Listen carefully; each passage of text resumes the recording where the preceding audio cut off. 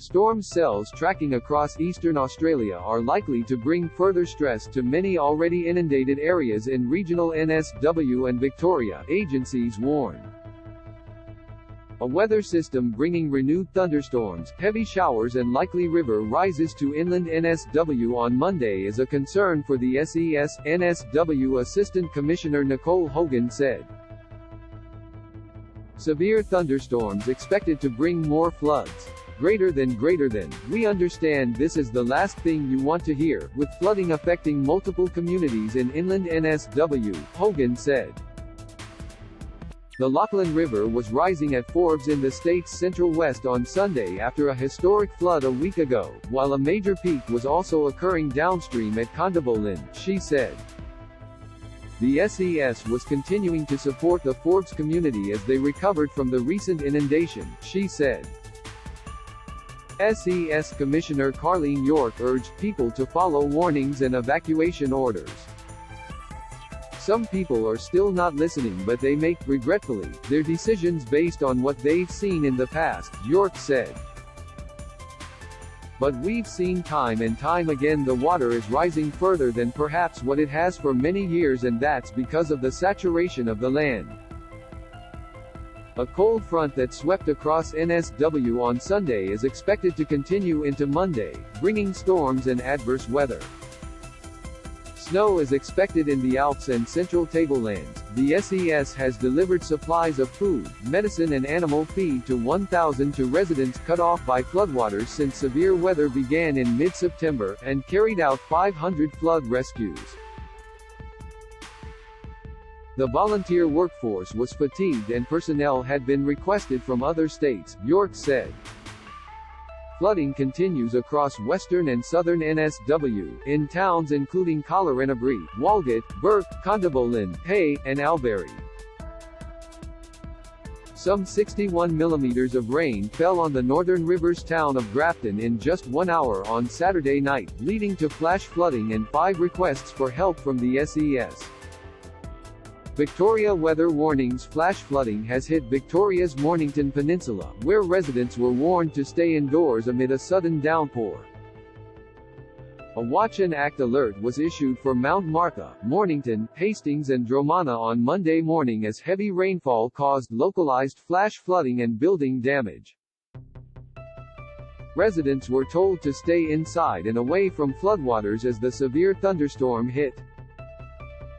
Severe storms with a possible flash flooding risk were forecast across eastern Victoria on Sunday, with intense showers forecast at Seymour, Wodonga, Wangaratta, Corrying, Bright, Mansfield, Falls Creek, Mount Hotham and Mount Buller. Major flooding is continuing at Echuca, Moama, Turumbury and Barham along the Murray River.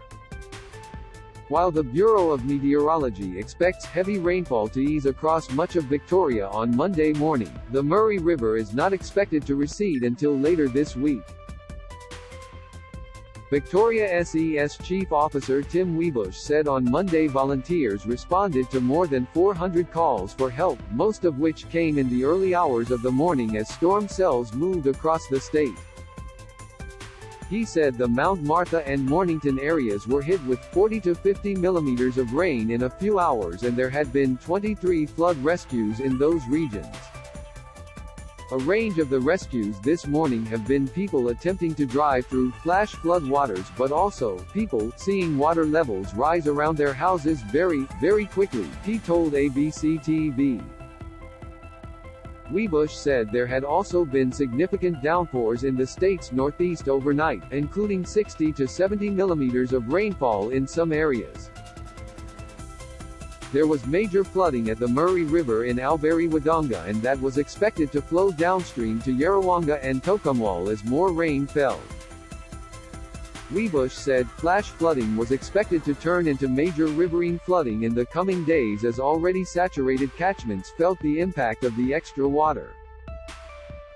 The Bureau of Meteorology issued severe thunderstorm warnings for parts of central and northeast Victoria on Sunday, including for Rutherglen, where 28 millimeters of rain fell in just 30 minutes during the afternoon.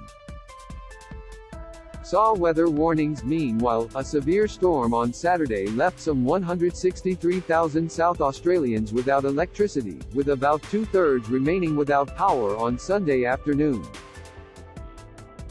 More than 423,000 lightning strikes were recorded, with heavy winds downing trees and SAW power networks receiving more than 500 reports of fallen wires. SAW Power Networks has mobilized all possible resources and has called in interstate field resources to assist, SAW Power Networks' Paul Roberts said.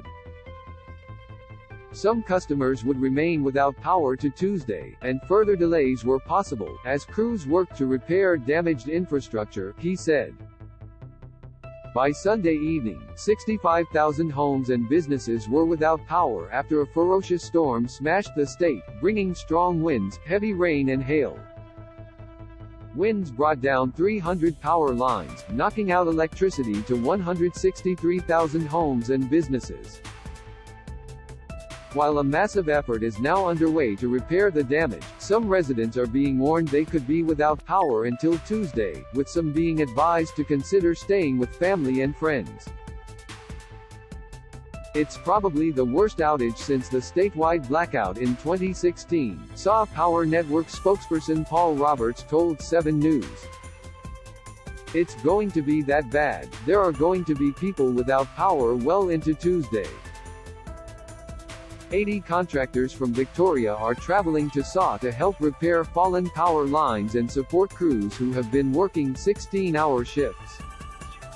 The storm also left a trail of destruction, with downed trees crushing cars and blocking roads. It looked like a mini cyclone tore through the whole area, Hawthorndene resident Andrew Linden said. It basically took out most of the trees and power lines and stubby poles. The southern suburbs and the Adelaide Hills area were among the worst affected areas, with a cleanup expected to take days. In the last 24 hours, the SES received more than 1,500 calls for help for incidents including downed trees and flash flooding.